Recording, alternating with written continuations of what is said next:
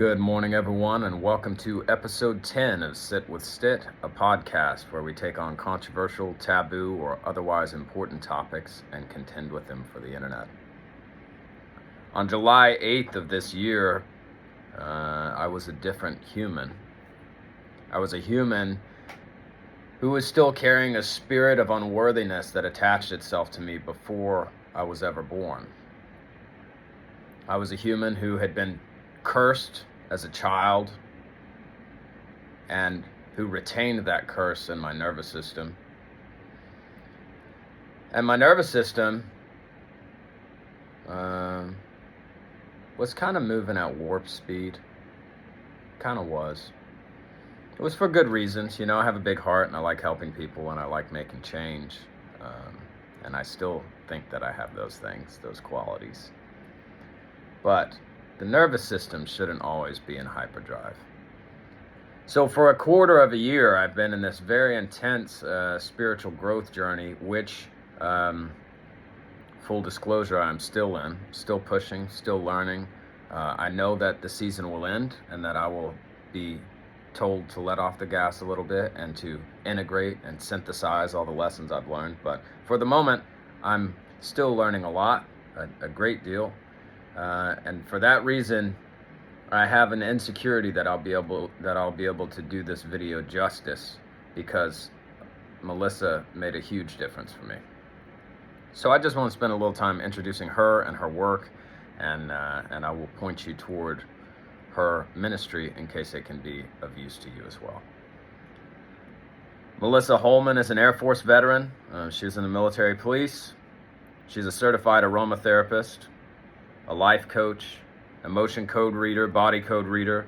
As I talk through some of those modalities, please recognize that I am not an expert in those. That is not my area of expertise. I will be discussing what happened to me as a recipient. And as always, I think it's relevant to say that this work was done in conjunction with other work that prepared my heart to move through the process. And so very much, I think your intention and your focus and your willingness to be seen and molded affects the experiences you have. So if you're going to work with any kind of coach, counselor, holistic health resource, just make sure that you're doing your part if you want to have profound experiences. It costs something to learn these lessons. It's much easier to get caught up in all the hubbub of society and go to work and come home and watch Netflix and repeat, rinse, repeat, rinse, repeat. There's still magic in the world if you're willing to slow down and experience that for yourself. Melissa is also a mother and a wife. Her children, she's raised grown children, which I think is a profound feat. I always take time to congratulate people when their children reach adulthood in my work. Something that I've not accomplished yet, but if you watch last week's video on fatherhood, you will know how important it is to me. So I always give people so much respect for that role as a guide.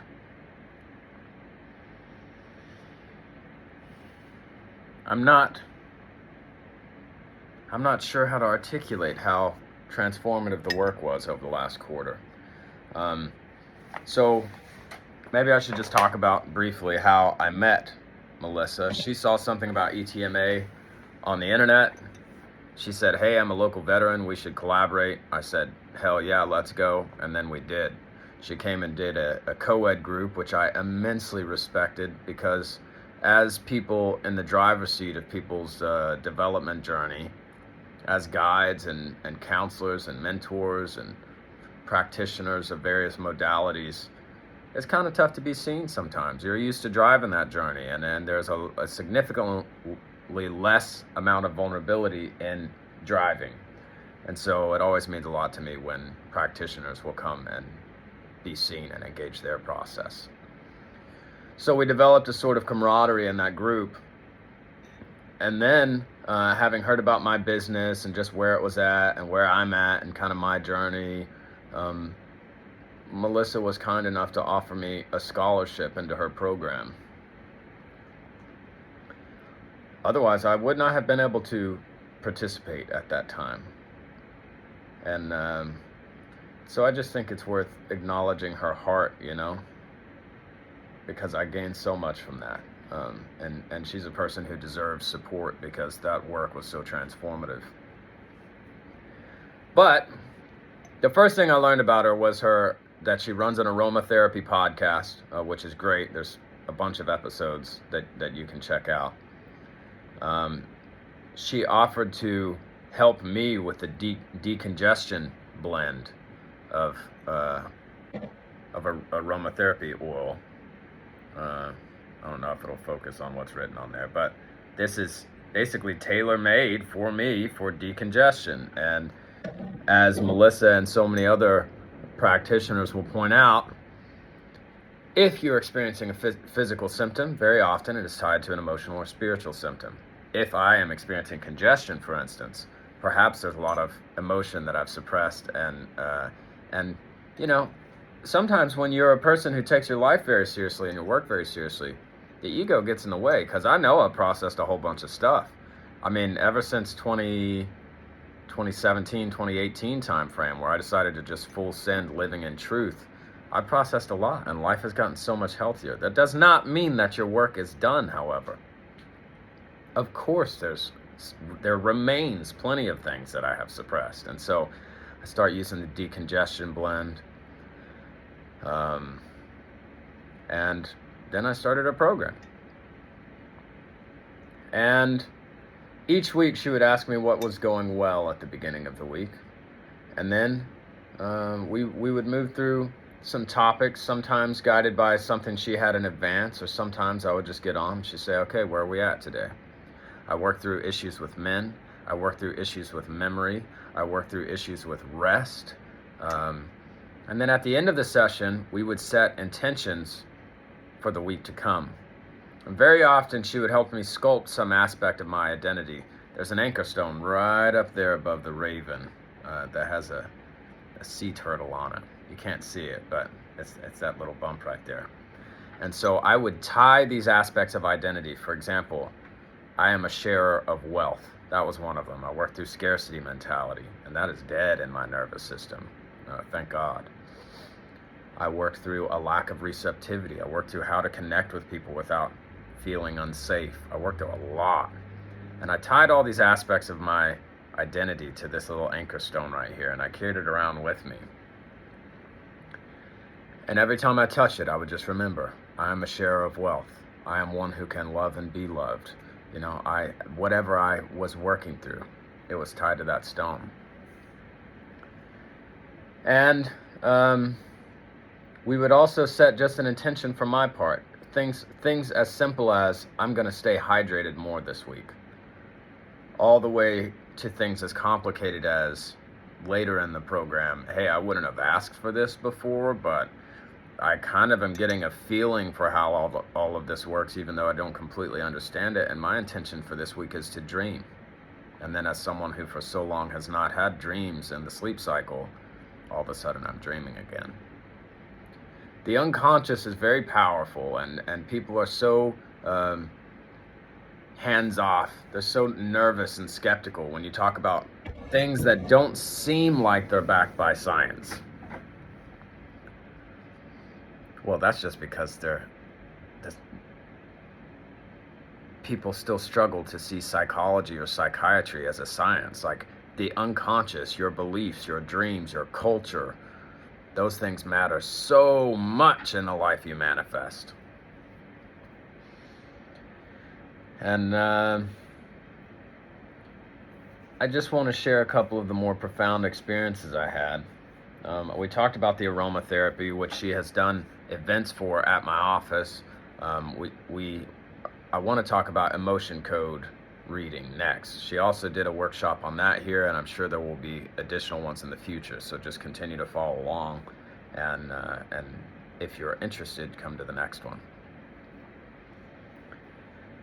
Emotion code reading is pretty wild, and I just need to preface this by saying that I still have had a lot of skepticism toward a lot of modalities, even toward, like, okay, other people do Reiki and it's good for people, but that's not like something I do. Well, now it is something that I do. Any modality that connects you to the unconscious and allows you to move through symbols and see how they apply to your life is so important.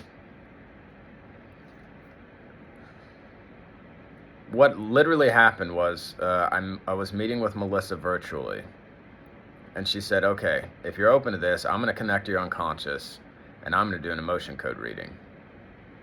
And so she connected my unconscious, and she immediately was bringing stuff up from my life that she had no business knowing.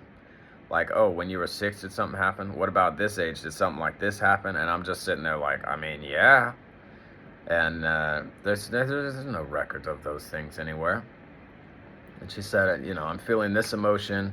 It seems to be in this area of your body. It's been there since about this time frame, and maybe it was caused by something like this. And that's when one of the early weeks, maybe, I don't know, it could have been halfway through, but she identified the spirit of unworthiness that has attached itself to my spirit since before I was born. Did that literally happen? Is there a literal spirit that chomped onto mine? I don't know. I don't care. It resonated. It mattered. Yes, I have always felt unworthy. Why have I felt unworthy? Perhaps it was this spirit that attached to you before your birth. Another way of saying that is perhaps it's something in your genetic code that activated for some reason that you have no control of. And then she said, well, do you want that to go away? And I swallowed my cynicism and my skepticism, and I said, yes, I would like for that to go away. And Melissa takes out a magnet and runs it over her head a few times. And then I go to sleep. And then I wake up, and I wake up feeling a little more worthy. And a few weeks pass, and I've had all these insights and all this growth, and I'm doing all this work, and you can see the ripple effect in my family and in my business, and things are just going. And she says, I feel like I need to do that again. And she found a curse that had been placed on me, and I don't need to share the details, but she said, do you want to let go of that? Yeah, I do want to let go of it. And so I did. Sometimes we can't identify our own blind spots, and it really doesn't matter if those things are literal or not.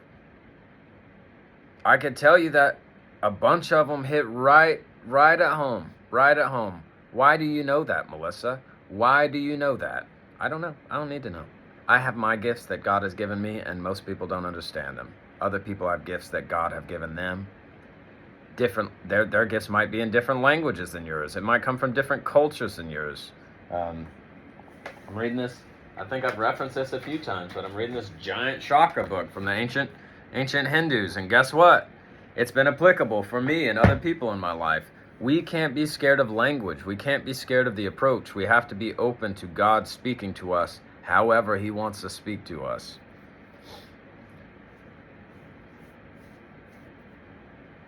When you have a person who is wicked organized, whose systems are in place, Melissa uses an app that she can talk to you more about, but you get to chat with her. She uploads assignments. You print them off. Just everything is there. She's raised children. She has a family. She can sit and hold space with you. She can find stuff in your nervous system. It just really was an incredible experience. And this is a person with a leadership background, a mentorship background, and a giant heart. For me, when I started working with Melissa, I was studying the archetype of Mary. And I was working to understand the feminine more, really. And so here I get to work with a mature, balanced, experienced, capable, insightful, resilient, knowing, gifted human who is a woman. And so it really helped me to understand so much about the world. And I really just can't say enough. I really just can't say enough about her. The problem is that a lot of the experience was very private, because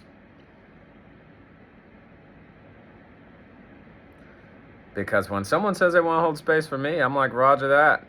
You know, I've asked a lot of questions. I've been pretty deep within my own psyche. And so I use that space, and we go wherever we need to go. And Melissa never once was intimidated or overwhelmed. She held the space. She, I think, enjoyed the work, and I think benefited from it too. Like in my work, when I listen to people all the time, I'm also receptive, and I'm also learning from their process. And I could tell the whole time she was giving me this respect for my process that she was leading. And she's just like, you're full sending it. And I'm like, is there any other way to send it, you know? And I was intimidated the whole time. It is difficult to create a ritual of regularly being seen by people who you trust and admire and respect, and on some level you want their approval, and you still have to just go where you need to go and not fear what anyone thinks about you. And so in the long and short of things, ETMA, my business, looks so forward to a continued partnership with Lemon Balm Coaching. I cannot say enough about the impact of the work. Trust yourself, do your part, hold up your end of the bargain, and call Coach Melissa Holman of Lemon Balm Coaching, and your trajectory will be sped up and transformed. I will link resources to Lemon Balm Coaching, the podcast, the website. And I also want to say, this is important to end with, I want to say congratulations on currently being in the top 1 of, she's in this contest of like, I think it's called Fabulous Over 40 or something, for women who are creating impact. And she stands to win a significant amount of money so she can give more scholarships away to help women specifically. So if you care about veterans, if you care about your local community, if you care about women's mental health or men's mental health, or any of this resonates, I'll also share a link for you to vote for her on that. And otherwise, I just want to say thank you so much to Melissa. And I look forward to talking to y'all again next week. Thank you.